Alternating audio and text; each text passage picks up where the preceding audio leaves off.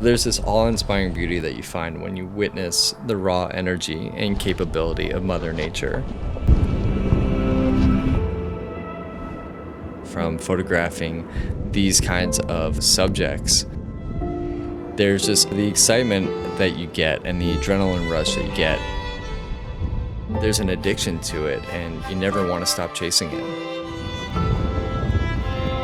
Welcome to Fuego.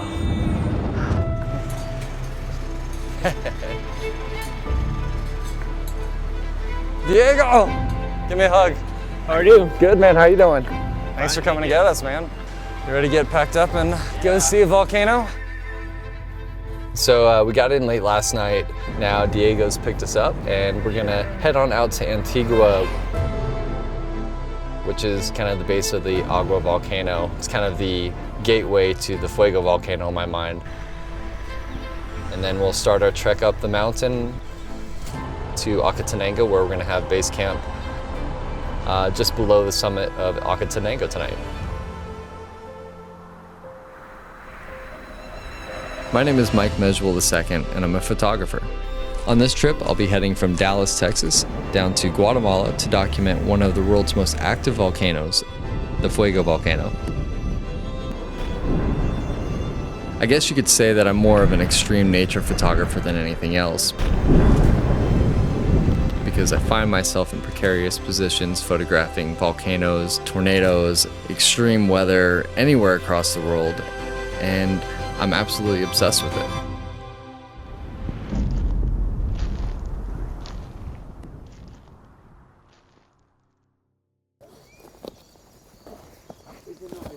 So we just got to the start of our trail.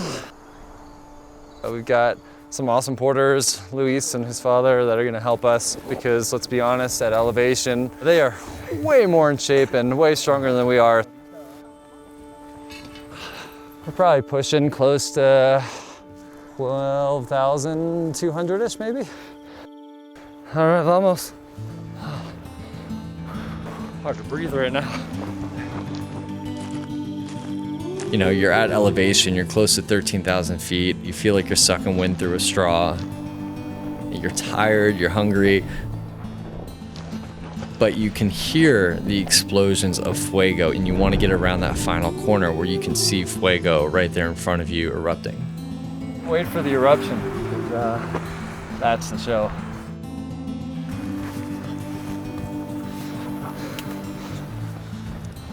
It's starting to steam at the top. Oh, see the lava? You see a little bit of the red on that one. So we just wrapped up day one. It was a long day. We got greeted though with some amazing explosions. Whoa!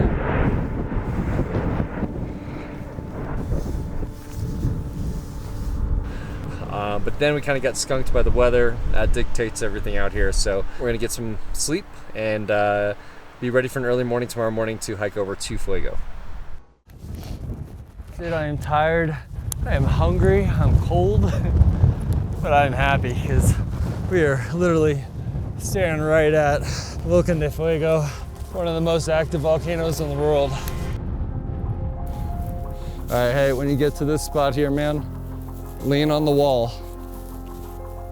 My passion for photography and to photograph, you know, starting off with the sky and then eventually volcanoes and so on, started back when I was a kid. I was that kid at elementary school who would never socialize with other kids because I was too busy laying on the picnic table watching the clouds go by. All right, guys, good morning. Day two. It's been a long and exhausting morning. Hiking from base camp down the valley to Fuego, and now we're hoping for an eruption. I fell in love with the sky at an early age, and that only developed into, you know, falling in love with storms. And then when storms took over my life, I became more and more passionate about, okay, what other powerful events does this world have? And that, you know, led to volcanoes. The Fuego volcano is one of the world's most active volcanoes. It actually erupts on average about 20 to 40 minutes apart. It is terrifyingly beautiful because it can be quite deadly, but at the same time, it's got just this look to it that it's just astounding and it's beautiful and you can't take your eyes off of it. Fuego means fire in English, and also it's called chigag on a native language of Guatemala, and it means where the fire is. Diego is an incredibly talented photographer from Guatemala who specializes in photographing the Fuego volcano. We have this friendship that it's that kind of connection where people has the same feeling that you have. Not only has Diego become a wonderful friend, but he is actually imperative to me being able to photograph and have access to the Fuego volcano. So every time that he shows up here in Guatemala, it's kind of exciting because he feels the same thing that I feel when I see an explosion. It's very easy to have this friendship.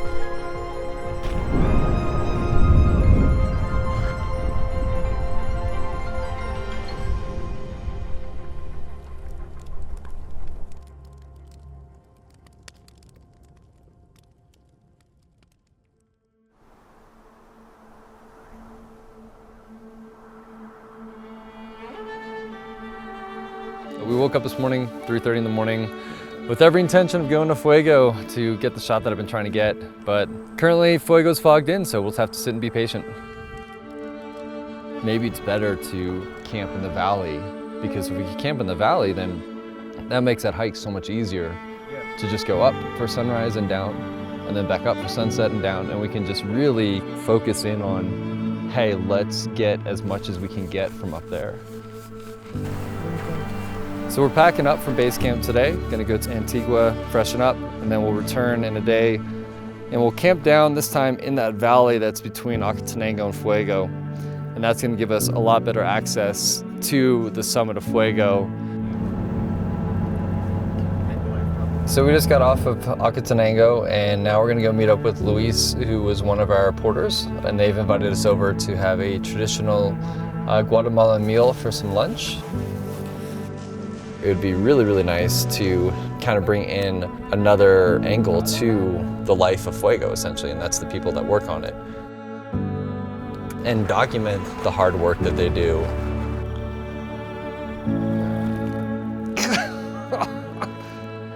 I cannot believe how heavy that is. And how, Luis's dad is what, 70 something? And how, the bond that they have together, how they work together as a family in order to have a livelihood. I want to show that aspect of Fuego too. Without their help, none of this is possible, really.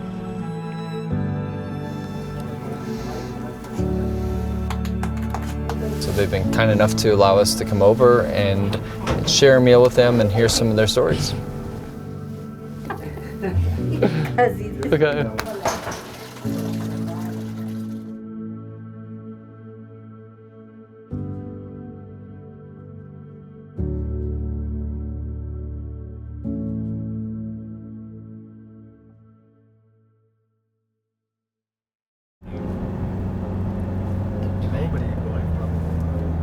We just got to the trailhead for Acatenango. We're gonna head on up. This time we're gonna go down to the valley between Acatenango and the Fuego volcano for a little bit better access. We've picked up one of Diego's friends, Lucia, and if the opportunity presents itself, she's going to pose with Fuego in some native cultural Guatemalan attire. To do this job well and to create a story that actually has power and substance to it, it takes a lot of work. It's not easy. There is no easy way around it. There are too many early mornings, late nights, long hikes, freezing in the wind and the rain, all of that for shots that you'll never get.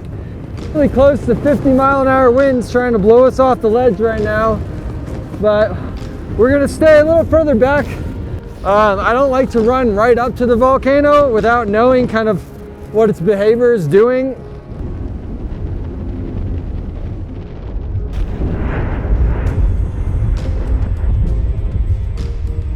When you go out, it's easy to get so focused in on creating an image or telling a story, but I think the most important part of all of this is keeping a healthy respect for what it is that you're looking at. It is imperative to keep your head on a swivel and to be aware of your surroundings there. Yeah, just be very careful, please, Yeah. yeah, it's very. So we are as close as we can physically get to the Fuego summit, and she's erupting right there.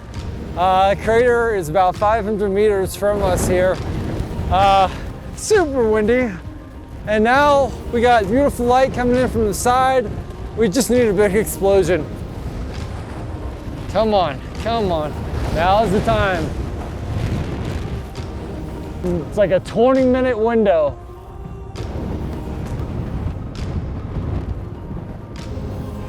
Dude, come on, it's just gotta freaking freezing, man. It's a mix of emotions for sure, because you're on an active volcano and you're staring at it, it's right there next to you. It's this battle of how long do I wait here and risk everything versus how close can I get to get the more powerful, impactful shot. Yeah, as long as it's doing that, it's just releasing its pressure.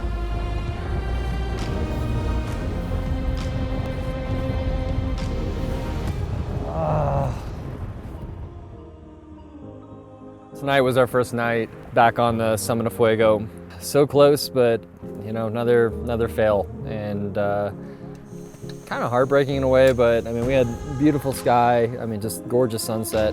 It was everything I wanted and envisioned, and just Fuego didn't erupt. It didn't have that big eruption, and it was exhausting. But I'm just gonna have a delicious pad thai meal for dinner tonight and regroup, get in the right mindset to go and hike back up there tomorrow morning for sunrise and see if Fuego cooperates. All right. Headed back up.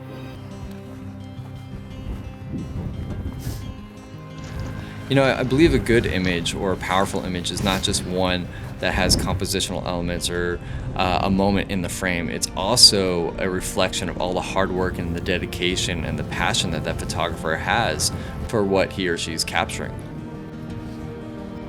Yeah, good man. Just back to the summit of Fuego on the bottom of the ridge this time.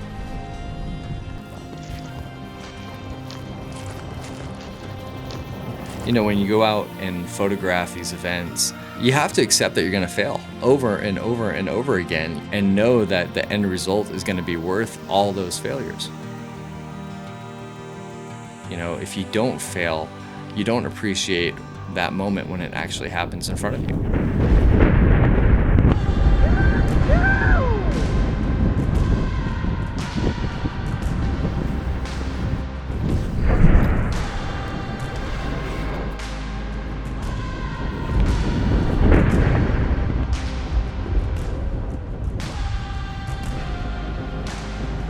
Oh, that was sweet.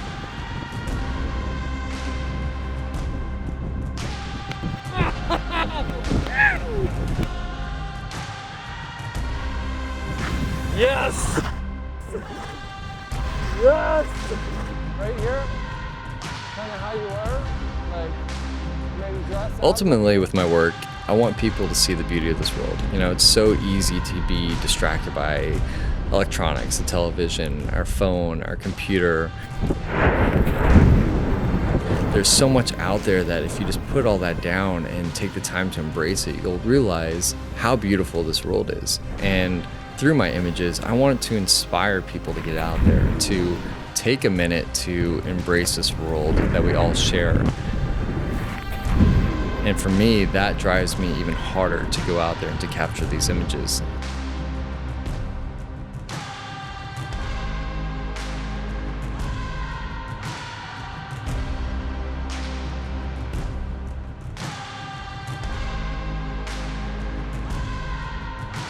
So we came down here to Guatemala to document the Fuego volcano, and it was an adventure. Did we get the shot that I ultimately envisioned? Probably not, but that's the nature of the beast. You have to go up there with expectations of reality, but be patient, be perseverant, and eventually it'll come. That's what leaves me wanting more.